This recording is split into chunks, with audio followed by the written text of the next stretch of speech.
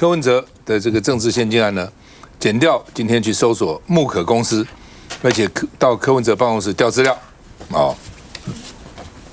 那人就问柯文哲，你不觉得冤枉啊？去查木可，木可也在台播，柯文哲办公室也在台播，对不对？也在台播，对，而且木可又姓柯，所以这你们这些公司到底怎么回事？怎么这个是跟那个朋友，那个跟什么？这是兄妹什么？搞得有点糊里糊涂，看到。那柯文哲说不会啦，就是不会觉得冤枉了啊。那另外呢，这个当然如果觉得冤枉，就那么快啊，命题下就来了啊。那另外呢，民众党说没有收柯文哲办公室了，要么他们提供了6项凭证给你看给你凭证那另外呢，这个木可的总经理他自己说我看到下巴都快掉下来了我被当人头了我也没权利看账务资料那另外呢，这个立鼎负责人说呢，说付了700-800万，他们以很多名义拖欠我的账款，大概有700-800万的库存，是我自己的积蓄，也跟我爸爸借钱。我爸爸现在是癌症4期末期了我很对不起他，我很难过希望把成本还回来就好了。那另外呢，木可切割而且说这个不排除提告因为呢与事实不符那另外呢，这个被立鼎跟叶志光叫 Sky 指控欠款，木可呢也发表声明所以函告那另外呢，这个民众党林昭印呛，把合约清楚交代你们到底合约是怎样什么到底有没有经过木可的，有没有当过这个木可的总经理？这个叶志光 Sky 有没有当总经理？没有当总经理，你们乱讲什么那另外我现在还没有告成一团，叶志光跟张局长告民主党党工林昭印涉嫌加重诽谤，你告我，我告你那另外呢，这个柯粉，他原来是柯粉做 KP 的小物，柯 P 的小物带电1000万没有收到钱，还被人家骂造假。他说我不服所以到现在搞了这个告这个，这个告这个告这个我觉得民主党人和问题自己要检讨一下了当然好处讲说，民主党每一个人都是义正辞严，对不对？刚正不阿，看不懂，看不惯，任何一点不对我就要告你，把你抖出来。他一个政党好像这人和还是蛮重要的你不能说这么钱这个钱那个，每个人跑出去都有的当名嘴，有的去这个开记者会都在告这个告那个，揭发这个揭发那个，完全不像一个政党。政党还是有党纪的，有纪律的，有道义的，有情感的这个才叫一个政党嘛。民进党现在看起来，这真的这个里面很乱了，这样搞下去了，这个党别人不要搞，你自己把自己搞垮了，真的这样子，对，所以就是说，我觉得我们这几天光看很多他们的一个对外，民众党每次的这个对外说明，我们就是每看一次就更加的模糊，而且呢每次的这个说明之后，就又更多其他的这个可能爆料或者说就会有各方面的这个单位出来指控或者指责说他们遭受到哪样的一个冤屈所以我觉得说，就像那天伟汉哥自己讲说，民众党现在的问题就是他针对这个事情上就是事不一没有，你很多东西让人家感觉就是公私不分、账务不清，然后等等的那也会让他觉得说，当初民众党的一个创立跟他所受到这么多小讨的一个事，就是我们的一个新政治，我们要透明、公正、公开，但是呢感觉这一连串的一个事情，让大家觉得说，好像跟我们当初想象的开始不一样。所以我觉得，不管是刚刚所提到这么多，刚刚吴委员也提到很多这些，对你可能对于整个大体制认为是应该改得更加完善、更好的我想这个部分大家也都不会觉得说，不应该。那只是说针对民众党自己内部，在这个内部控管、内部考核上，就出现这么多的问题。不管是你真的是这个账务全部委托给这个会计师也好，那但是一样人家送出去，我觉得民众党的这些财务部门都不用自己再做一次的 double check 这第一个。第二个，就像刚刚吴委员提到的，你明明知道柯文哲被这么多人众目睽睽在盯着，你还可以这么大辣辣的没关系，直接 enter 送出不管了。那当然，我觉得后面的这些检讨就越来越多。因为我想，第一个，我想大家一开始没办法接受，这个有2间公司说我有900多万没有收到，结果你们自己第一次开记者会说没有，我们漏报了1800万。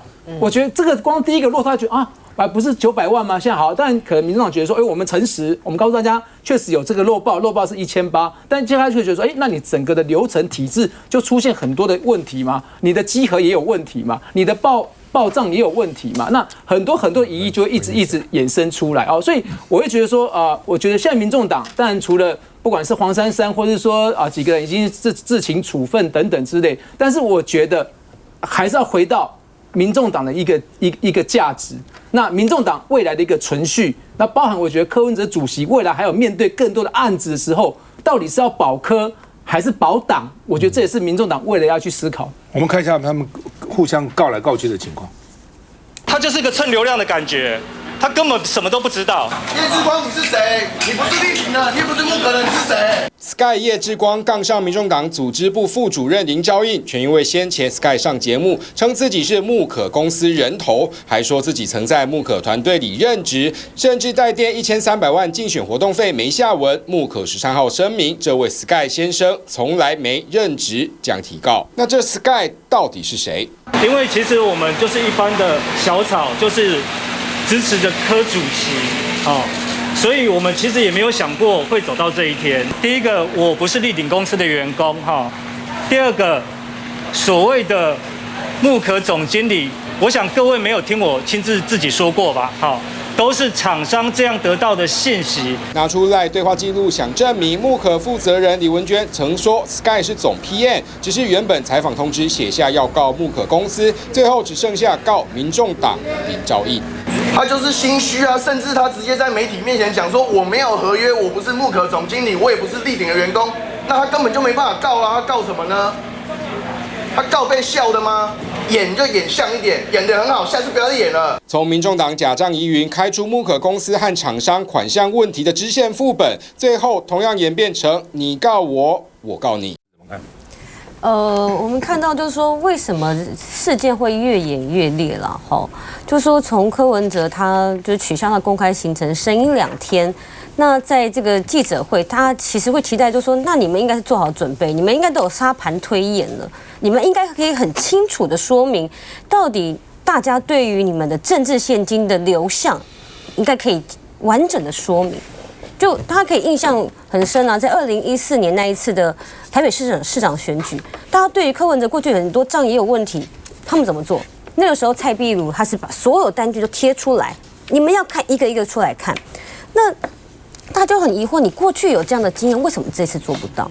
这次除了做不到之外，这一个记者会也好，后续更多的民众党的党公职出来讲，结果都没有讲到底问题出在哪里，只知道就说柯文哲主席说世人不清，但还是没有讲到底是什么问题，甚至连世人不清到底是谁要负责任，到底是谁世人不清，其实也都没有说明。那现在民众党都说他们要除了告来告去之外，还要再请第三方的会计单位。其实我觉得不用讲到这么复杂。我觉得第一个问题是说，这个木可公司说这个从柯文哲政治现金有汇出了1300多万给这个木可公司，当时候的民众党说这个叫做授权费用，就大家哗然说这跟常理。这个不合常理啊！你怎么会要这柯文哲的这个人头，你还要再去付钱给另外一个公司呢？后来民众党改口说，这个其实是很多竞选小物啦，很多竞选小物加在一起。其实这件事情真的也不用什么第三方再去查账。你如果是1300万不合常理的授权费用，木可公司你就拿发票出来就好，你发票一定有存底嘛。你公司法你一定规定你发票一定有存，你就拿1300万的单据出来。如果是后来改口的货款，无论你是要做面纸，你要做这个笔文宣，各式各样的，你也拿发票出来你就凑一凑好几张单据，就说总共1300万，甚至零头大家都不会跟你计较。那如果你发票找不出来，你总有货单吧，对不对？你货单拿出来说，哇，我这个笔做了1000支，对不对？我们大家这个都不是第一天，大家也不是第一天开公司，也不是第一天做竞选活动。你就算单据遗失，你还有很多资料，你货单，你到时候一定有人来点嘛。木可公司今天交货了面纸几箱，这些事情其实都很简单就可以澄清的，对不对？那可是这件事情从柯文哲声音2天，这也难怪这个刚才大家有做比较，可是这件事情如果剪掉再不去查，就太奇怪了。声音2天说要查清楚，资料完全都没有出来。好，那除了这个很简单的事情，现在变得这么复杂。那我们可以看到，就是说，现在其实是连带民众党，现在除了是大家这个舆论哗然之外哦，我觉得他其实柯文哲第一个面临他自己的信任破产，他过去的所有的言论其实都在打脸他现在的自己。好，我们都不用讲说大家对他批评，你只要拿过去的录影带，他自己的话都打脸他自己。从他过去说他不成立基金会，到现在发现说哇，连他儿子的公司地址就在基金会旁边。那除了他自己个人的信任危机之外，其实他们现在党内哦，我们等一下也可以看到，就是说这个黄珊珊现在要被迫要请辞这个中央委员，会不会连带影响到接下来民众党的不分区的席次？那而且民众党之前是说不分区是2年要换1任，那这个会不会影响到接下来这个党内整体在立法院的整个这个席次的问题？另外，连蔡壁如现在好像也要急着要来切割，那蔡壁如切割是因为实质上问题，还是其实这也再一次在演出的是民众党自己里面的严重的内斗？所以我觉得不要说好像外界都是扩大，就是放大镜解读，其实很多的问题都是民众党自己人跳出来补刀，跳出来要来这个做内斗的行为。我觉得其实民众党自己要好好思考，到底内部发生什么问题。这件事情其实是民党自己搞出来的，这样乃进讲，外面人根本搞不清楚，你谁收了钱，谁没收钱，先没有人搞清楚。休息一下再回。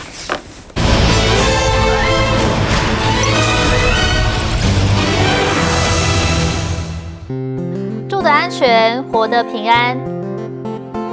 一人一点力，爱就大无限。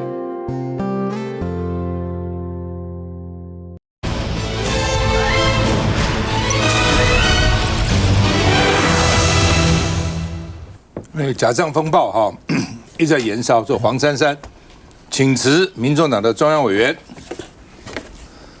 黄珊珊说：“该负的责任我就要负，希望尽快厘清事实。”好，然后呢，现在呢，黄珊珊跟端木正、李文忠都送中评会，看他们到底有什么责任。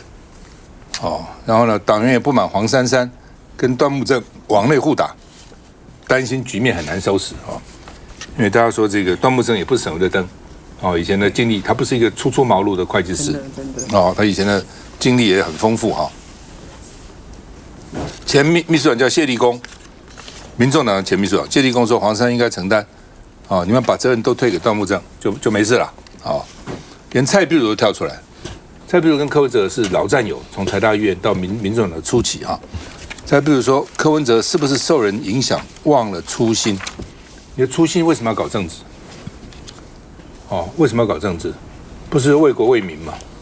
是为自己吗？哦，那你为什么忘了初心呢？蔡壁如就话中有话，你旁边是不是有人影响了你？我在你旁边的时候，我影响你，你都没有变这样子。近朱者赤，你现在近墨者黑，你旁边到底是什么人？这些人为什么影响你？哦，蔡壁如这话里面，话里面是有意义的哈。那另外呢，蔡壁如说看到柯文哲被公审，很舍不得啊。另外呢，柯文哲的初心没变，看看身边人，看看身边人到底是什么样的人啊。那萧旭晨这2天也一直来讲说呢，柯文哲如果受重伤，对国民党不好，因为小草可能回民进党去啊。而且呢，黄珊珊也可能会跟民进党合作。是最大的政治错误，就是柯文哲重用黄珊珊啊。那黄珊珊担任总干事呢，瓜田李下，所以出了纰漏啊。因为呢，就用了闺蜜啊等等一大堆哈，所以呢，这个出了纰漏了啊。那另外呢，学者就说黄国昌、蔡壁如该上场了哦，你们这些呢出纰漏的有权力的人该下台哦。那么在权力边缘的人该上场了，我们看一下。我们当然没有欠任何人的款项。时任竞总财务长李文宗在解释木可公司金流旁边的时任总干事黄珊珊手指头敲了敲桌，似乎示意他别再说。难道是怕与李氏兄妹李文宗、李文娟的复杂三角合作多说多错？倒是柯文哲脸色凝重，有人看了很心痛。就是他昨天坐在那里，我看他的表情，我就觉得我也不知道讲不上来，我是很心痛还是很心疼。我觉得他好像坐在那里接受公审，他是一个他那跟我一起觉得就强的就很节俭的人。心疼柯文哲或许被蒙在鼓底，蔡壁如想问：这10年来柯文哲是否受到身边的人影响，忘了初心？要感动人民的心还在吗？蔡壁如心痛，我何尝不心痛？总干事就是要负全责的。好几个月前我就叫他辞职了，还不迟。那现在我叫他辞职，好像是我跟他个人恩怨。对不起，这绝对不是个人恩怨，你应该自己要知所进退嘛。曾经党内权力核心都替柯文哲抱屈，点名黄珊珊和李文宗难辞其咎，怎么会记账查账都同一人，而且没有复查作业？要收残局记者会后，李文宗再去党部开会，和黄珊珊也都被送中评会，都已经自请调查，那中评会这边也都会依规定来做办理。处分到哪里，或许关系着党内势力将悄悄转移。赖宽兄，我觉得当然蔡壁如会这样讲，我想他等了很久了，因为基本上来讲，他是这前一阵子人事斗争的，他是失败者嘛，他是 loser 嘛，真的是很显然嘛，他大概是心怀不满嘛。那这个时候刚好让他找到一个机会，他要讲啊。当他要讲，我想他的确是冲着黄珊珊嘛。他认为他的权利，他本来以前柯文哲前面的一个人，唯一的一个带刀的侍卫就是蔡壁如嘛。那蔡壁如最后到台中去选，就可以看得出这个是已经发配边疆了。哦，那他大概心里是有怨啦，有怨有恨嘛。那这个时候当然要讲，他要讲出来。不过他讲说，这个柯文哲，你心里是不是还有初心哈？这就要坦白讲，你如果真的认为，一方面你又说觉得很不舍得。那又觉得他应该还是很怎么样，是周围的有问题，那你就不应该问他有没有初心啊。人家说你用人不察了，你的初心应该在了。所以其实他这次可见他对柯文哲其实也是很多不满啦，他是把柯文哲一起放进去一起骂了。这个政治就这样，这整个来讲，其实受伤最重的是柯文哲了，就证明说他没有领导能力。啊，领导的第一个就是你要人和嘛。你像刘邦他们这些打天下人。前面的各种各样的，这英雄好汉没有一个是好惹的，可是他都可以让他们为他效命。可你柯文哲，你就是没有这样一个能力，然后你又说话有时候太夸张，那你现在当然人家就用你以前说的话来检验你嘛。那当然初心，我想早就没有了吧？对，梅玲。我想选举过的人啊，在这几天看这件事情哦，我只能说就是乱到不可思议啊。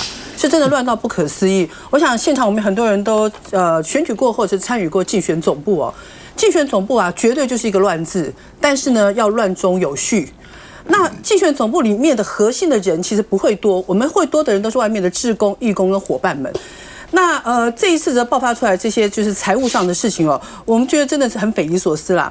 那到现在为止没有看到这个叫做端木正的会计师，他有出来做说明过。不过因为我在这个会计师的圈子里面认识很多人，他们大概跟我形容一下说，这个端木正会计师啊，其实跟柯文哲主席本人还蛮搭的，因为他的这个性格上面其实也蛮特别的哦。那也不太跟人家交际，然后听说在这个会计师这个全国联合会里面也很少跟人家往来，但是每一年呢都一定出来选这个理监事哦，那当然都没有选上，就一个比较特别的人哦。那其实我们有这个会计师全国联合会，在对这件事情，或者是说平常的时候，如果他们的会员有出现一些账务上面的重大问题的时候，他们也有这个纪律委员会哦，要下去调查。那如果说这个被调查的对象他不配合，或者是说这个案情的属实的这些，他们就会把这个送金管会。那金管会也有一个惩戒委员会会去惩戒，不管是让他停业也好啦，等等哦。事实上哦，为什么我讲这一段，那都会足以要了一个会计师的命啊！不管他的公司或他的前途，他整个事业体可能就垮了。那谁会去将来把自己公司的账务交给一个有重大瑕疵的会计师去做哦？所以你要说这个会计师出了这么大的一个包哦，详细情况怎样我不知道。可是呢，我们必须要讲哦，会计师哦，像我们的账在选举的时候账也都是必须要给会计师最后去做审核。但是记账的是谁？我想记账一定是我们自己在记，一笔一笔在记。而且呢，来新款的不但要有发票。或者要收据，前面还有估价单，后面像我的竞选总部，我们更严谨，我们还要有领据，就是除了以上之外，你谁给我拿走，还有领据，每一笔支出，每一个凭证，我们自己要留的，最后给会计师了。那包括我们的会计师也告诉我们说。公司账还未必一笔一笔查哦，选举的账哦，绝对是收跟支，每一笔要查得很清楚，资金的流程、对象，那到哪里去，包括他要帮我们把关风险。那个会计师怎么帮我们把关风险呢？我们如果有政治现金进来，这家公司如果它是亏损的公司，哦，不好意思，这个不能收。第二个，如果他有承包公家机关的标案的，不好意思，也不能收。那他都要帮我们去规避掉这一些风险，那仔细去查看。所以，我想我们把这些账的最后查核交会计师，要出这么乱的事情，其实我老实说，真的不容易真的不容易出到这么乱的事情。但现在看起来，不管是这个端木会计师跟民众党这边所有的干部，大家目前是各说各话，所以我们都雾里看花。当然，检调进去以后，诚如刚刚春成委员说，很快可能就会有一个真相出来。但是呢，我想。我刚刚提到竞选总部干部的人员说实在话，今天有人在讲说，怎么好像都是发包给自己的闺蜜啦、好朋友啦、什么亲信啦。其实我觉得这个没什么，因为选举的时候你本来就是会给你最亲近的这些人，重点是你有没有照法律在走，这才是重点。但是至于民众党跟至于柯主席，这要问到底这些最亲信的人、这些闺蜜怎么了？怎么所有的事情好像都在这个就是最亲信人当中去发生那民众党的领导统御当然这是家务事，可是我们不得要不看其实从他过去这个第一次这个打赢市长选举的时候，各位还记得有一个人叫简于晏。然后这个姚立明，当时大家都是非常挺的那个柯主席，但是后来好像也都翻脸了。再看到他进了这个台北市政府以后去主政，当时这个首长好像有高达10几位，也都相继离去大概这个数量是当时整个首长的1/3了。那我这边也调了一个数字去看了一下，说除了政务官以外，哇，他的事务官更可怕。事务官在他的任内这个北市府员工2016年退休是793人，但请调高达970人离职呢有237人那比起前朝，当然流动性一定会有大概多了300多人所以我想这个一个团体里面不管在账务上可以有这么混乱的事情发生，或在整个领导统御上面，我觉得其实整个党不管是要跟自己内部去做一个检讨，或者要跟最支持他的小草做检讨，我觉得这个可能都是必要的。这样子，其实民众党未来的路才有办法继续走下去。休息一下再回来。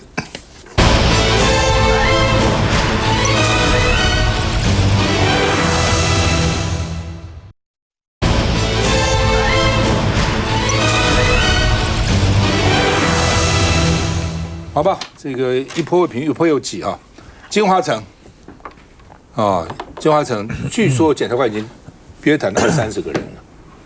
那大前提是约了他之前的副市长那接下来会不会约谈柯文哲？大家再看，因为通常他们都从外围开始，一个一个约，最后最主角出现。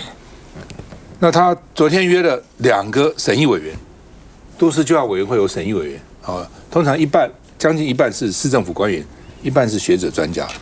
2个，一个是叫做陈春同那还有一个叫什么名字另外还有一个他也是进城，就讲等2个委员那另外呢要查，就是说到底你们这些都市计划委员会，因为他们都怪推到都市计划委员会，是他会议通过的，那你们为什么要通过呢？你们开始的时候每个人都一堆意见，都反对，都说都不应该增加容积率，后来是为什么表决通过呢？而且我很好奇是表决通过的时候，为什么一般的市政府的委员他不没去呢？这怎么回事？是上面交办你们，还是你们真的自己觉得他的解释虽然开始有满心的这个怀疑，但是最后呢都说服了，都可以了。什么原因？所以他这个约了原来约了2个，现在又约了6个，是不是要约光了？就问，甚至还会问说你赞成你反对？为什么赞成？为什么反对？可能都要问主要就是想看说他们是出于自愿还是被迫，主要是这个就主要查柯文哲有没有奏议啦。哦，其实这个案子就是查柯文哲啦。哦，因为检调办案一向是如此，要锁那个最大头。哦，那所以呢，而且都发局的官员也多次被约谈。问说你是自己认为说应该给这么多容积率吗？为什么郝龙斌是给392呢？哦，为什么你们后来给到540，佩恩给到840呢？哦，这个好几百亿，你们不知道吗？你做公务员，你不知道这是图利吗？你知不知道？公务员已经吓死了，不错，上面交代。哦，所以呢，这个都发局的官员被约谈很多次，所以呢，媒体认为证据对柯文哲恐怕不利啊。哦，那柯文哲现在最喜欢讲的话就是说，没有钱在我们口袋里。没有钱，他这次也是讲，那是乌龙，没有钱在我们口袋里，但是没有钱表示没有土地是两回事情啊。有钱的就是贪污了。哦，我虽然自己没拿钱，但是我给他好处，给这个厂商好处。那为什么要给这个厂商好处？你是扛市民之慨啊，对不对？你把整个公家的容积率给他，其实等于是公家的容积率。本来公家可以有比较多的空间啊、日照等，你都给他了嘛。那盖楼。我给他算，本来可能容积率建蔽率60的话呢，只能盖6成到7成，现在一下子，对不对？这个从392到800，其实可以盖10几层啊，差很远啊，那个价钱差非常多，一坪就是200-300万了。哦，那公文上面有说奉交下，那就问官人，那是奉交下什么意思？说是市府交办，因为都发局是市政府下级单位嘛，奉交下。那是奉谁？是奉柯文哲，还是奉副市长，还是奉秘书长？哦，所以这个奉到底奉谁，就要去看那个公文啦。哦，看看到底怎么回事哈。那另外呢，蒋万安跟市政府跟监察院蒋万安说，监察院检调都会来跟市政府索取资料，市政府反正就你要资料我就给你嘛，就是这样，也不能不给了哦。那这个案子呢，柯文哲好像没什么讲话，柯文哲平常话很多的哦。那民进党说柯文哲是不听专家的意见，所以现在不敢谈了。哦，因为柯文哲的个性是这样，专家跟他讲啊，你不懂，我懂了。哦，他觉得他最懂啊，他什么都懂。啊，这都市计划的原意不是这样子啊，所以呢，现在不讲话啊。那民进党议员简素培说，金华城有2个唯一市政府协助召开专家学者咨询会的都市计划变更案，以前其他案都没有这样子好康。第二个唯一由民间机关送的都市计划变更案，而且由柯文哲亲自签准决信，就是他是所谓自动送上来的。以前的都计案就是市政府自己的规划，都市计划做的规划等等，我这地方要做都市更新的，他是自己说我自提都更，所以他根本不符合都更的条件啊。所以呢，这些问题是你为什么独后金华城？为什么？看一下，金华城是唯一一个由民间机关提送都委会计划的变更案，并且是由柯文哲亲自签准决行。第二个唯一是金华城是柯文哲任内由台北市政府协助召开专家学者咨询会议的都市计划变更案。柯文哲送给金华城的2个唯一，从台北市市民的手中抢走了100亿的容积获利，这就是柯文哲送给金华城的。来，这个伟杰，你们当议员的怎么看？就是说我当然觉得，当然我们从我们很多同党同志所提出的一些相关资料看来，就是说这个案子呢，让人家比较疑惑的有几个点。第一个，刚刚提到就是说，他是自己要提出来说他要做这个都市计划，但是后面呢，整个柯文哲市府呢的协助的一个痕迹呢特别的多，而且呢，协助的那个比例啊，说真的跟自己提出来的一个状态又不大一样。所以刚刚可能简淑培议员大家也提到说，他在后面的一个帮助跟协助上，感觉特别的一个热度，而且特别的投入啊，这第一个。第二个，我想刚刚也提到说，我们这已经看到他的这个副市长彭正生被限制出境、出海，甚至限制住居的这样的一个情节来看，就知道说，可能他的一个案情呢，非常的不单纯，而且就是说，到底影响到哪个层面啊？不管是刚刚我们很多媒体揭露的是奉交办。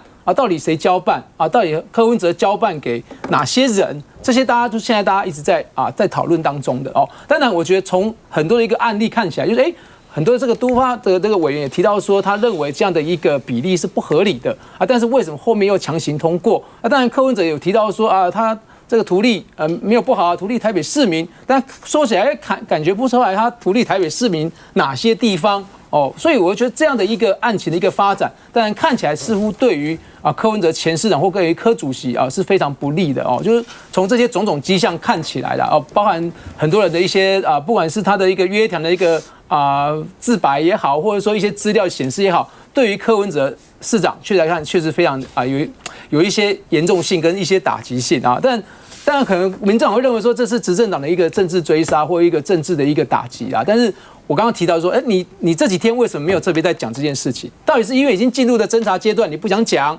还是说我刚刚提到你说你图利没关系，你告诉我们图利什么嘛？如果说好，你周边所有每个里都给你一个里民活动中心，大家就这是图利市民，没问题的。但好像看起来似乎在整个空间配置上好像也没有提到这些东西哦，所以当然我觉得当然现在已经进入一个侦查阶段当中，包含彭真生被限制出境出海，但我们还是觉得说这个案情的一个发展起来看起来呢，似乎真的对于柯前市长对于柯主席是非常不利的。那会是因为前面有在比较，就说这个柯文哲的案子跟郑文灿的案子哦，我说。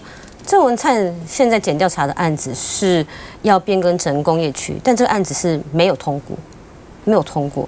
那柯文哲他利用这个市府的资源哦，那这个把金华城哦，就是离谱到这个大家完全是史上第一次见哇，在金华地段唯一独后金华城把容积率调高到840%这件事情。好，那我们就说。难道柯文哲在这件事情上面，现在他对于市政府没有实质的影响力吗？好，那我觉得这个不要去论，就说两岸的比较啦。好，我就说现在其实检调就是要来专心的查这个案子，就连柯文哲自己本人自己都说出这个他就是图利啊，他自己都承认。好，那所以看到就是说他其实本来就知道这个案子是有疑虑的情况之下，我们现在看到很多的证据，发现说其实。台北市政府的这个公务人员长期都有在做自保的动作，无论是在公文上面留下这个是长官交办的记录，甚至是到后来这个都委会选择以不出席的方式处理。那其实，在都委会的这个会议记录当中，其实很明确有提到，就是说有委员是反对啊，有委员白纸黑字是写说这个语法好像这个不允许，是有疑虑的。但是其实柯文哲这从头到尾他都明知道这件事情是有疑虑，但是他故意选择视而不见。那我想这个大概都跟他自己的性格息息相关啊。他都觉得我做这件事情大概都不会怎么样，但其实这个他明明就知道这个就是这个就是图利，而且你独后一家金华城也没有提供任何的公益回馈。哇，那这件事情我们发现都说柯文哲从市政到党务，他都一副好像大拉的样子，但是其实他都不堪检验哦。那所以现在不只是他这个人设全毁哦，这个完全是信用破产。那现在到底民众党对于这些事情好像也没有办法有强力的这个护航或者是来说明。那所以除了这个金华城，还连带了现在还有北市科，还有其他的案子。那现在其实检调都在查。那我们看到这个彭正生哦，其实大家之前都觉得他是一个非常关键的人物。那现在他的这个身份，我觉得好像有一点转换了。好，现在大家在传说他疑似成为污点证人。那所以其实这件事情也搞得这个台北市府是人心惶惶。哦，那我也希望就是说，这个柯文哲就这个案子。其实他也真的不需要再躲避啦。好，那我觉得他这个没有办法说清楚的部分，其实就检调应该要尽快的来查清楚。休息一下再回来。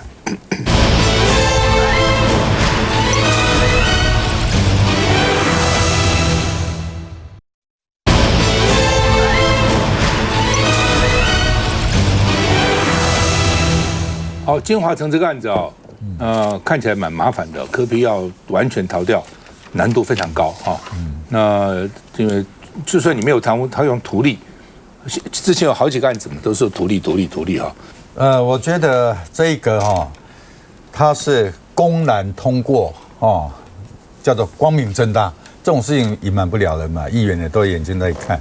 那我觉得当时市长有这么大的胆子嘛所以呢，那一些那个都审的这些委员，到底是被柯 P 说服说哇这件事情很符合理念，是被说服了，还是被柯 P 强迫？那我觉得柯 P 没有这么大的操纵能力了哈，一般。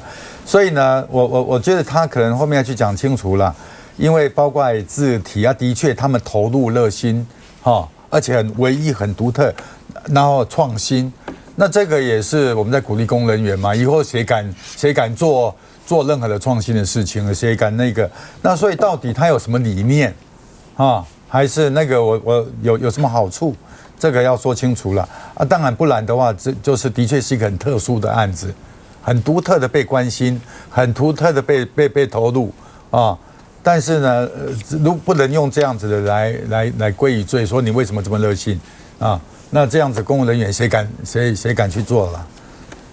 不过他这太奇怪了啦哈，就说因为呢，他是等于是帮金华城呢打造。好，然后这个案子完了之后，我们有看到其他的所谓的都更的案子来适用这个金华城的这个标准，没有啊。而且金华城这个案子，它根本不是都更啊，它怎么会是都更？它就不是都更。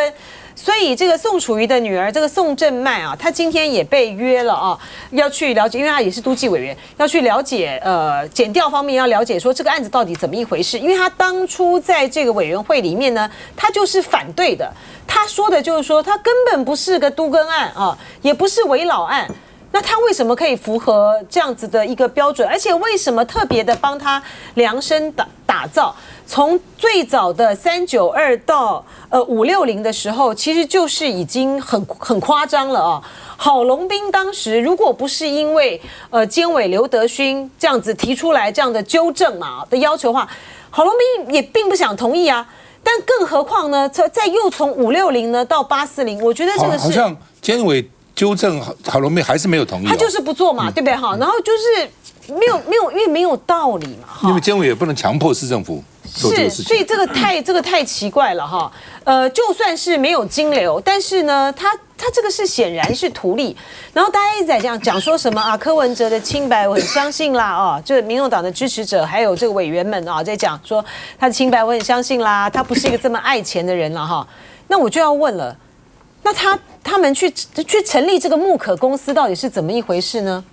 你说柯文哲对于在大选期间的时候那个账目那个会计师，就像他们讲的胡乱做账好了，好，然后谁承包了什么东西，他或许不是很清楚。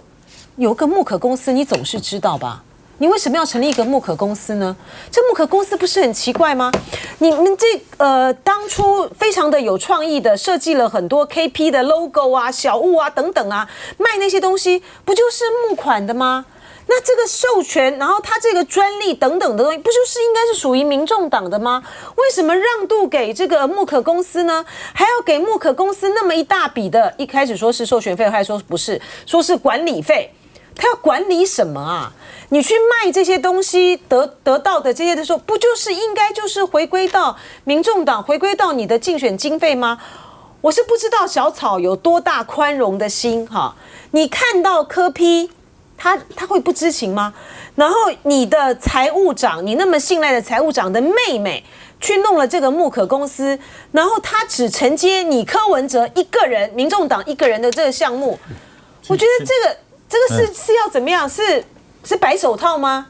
你是这样子来花你们小草的这个竞选经费的钱吗？而且他如果是一家正正经经的公司，他是一家正正经经的公司，他干嘛清算呢？没有，他的利润干嘛要捐给？为什么他们要去？我等一下，你让我说完哈，就是说他为什么要去更正说？是黄珊珊吧，还是什么讲？说是回捐，因为回捐的话不得了，那它是你的盈利事业吗？它不能回捐，政党不能盈利事业啊，它也没有回捐的道理啊。对，应该讲就是说，这个那个民众党刚过5岁生日啊，然后2019年成立嘛，那决定要选总统，要走这个路。一开始我跟你讲，什么都没有啊。那你会有一些柯 P 也是一个很有创意的人，所以他会去讲，会讲说你要做一些什么事情，谁来做？没有人做，一定都是身边的人。所以你为什么会兜来兜去那些公司或者什么，好像都是同类繁殖，都是有一些的。那你说木可你看他做开发的商品，大部分都是亏钱的啦。你如果说今天如果已经我是一个很成功的商业模式，对不对？你找谁做啊？人家谁愿意帮你负担，谁愿意接点这种生意？所以你必须要自己去开一个公司，统筹去做这一些开发性的东西嘛，啊。绝大多数一开始你知道他做了多少事情，都是贴钱啊，贴嘛，当然是贴自己的钱啊。所以那时候当然会有一些不清楚的啊，你会觉得说这做党的事情，那为什么跟你是？的确是，我觉得这一些在他创业过程当中，创党如同创业，当一开始会有一些不是很清楚的地方。反正所以人家为什么说一人政党，他可能包括就是对啊，这个党就是我的责任呐。那就是所有的我要去筹钱呐，我要去筹人呐，我要去筹一些的事情嘛。所以呢，不够也是他自己要贴啊，不谁来帮你付啊？然后包括我今天也要讲的一个，就是说，民众党是一个非常穷的政党。募款很困难，没有企业捐款，没有人敢一捐款给民众党会被追杀，没有人脉关系，科批人员不多，也不是很好啊，敌人很多，朋友很少。所以你在这种情况之下，今天大家把它视为说，好像包山包海，上下其手，捞尽好处，我觉得不尽公平啦啊！好，到看看基隆哈，传出来谢国良罢免的案子会在10月5号。刚好是他的生日，国民党说是故意的，挑人家生日戳人家眉头啊！本来生日好好过啊，不知道怎么免。那谢国良说：“我尊重，但是家人有些失落哦。他往年生日都跟他太太啊、小爱啊一起过哦，现在呢就变成不能一起过了，因为总是很紧张嘛，你总是要在办事处那边啊要守着嘛。TVS 刚做了一个民调，8月2号到8月9号啊。973个20岁以上的基隆民众对谢国良未来有没有信心？40%有信心，39%没信心。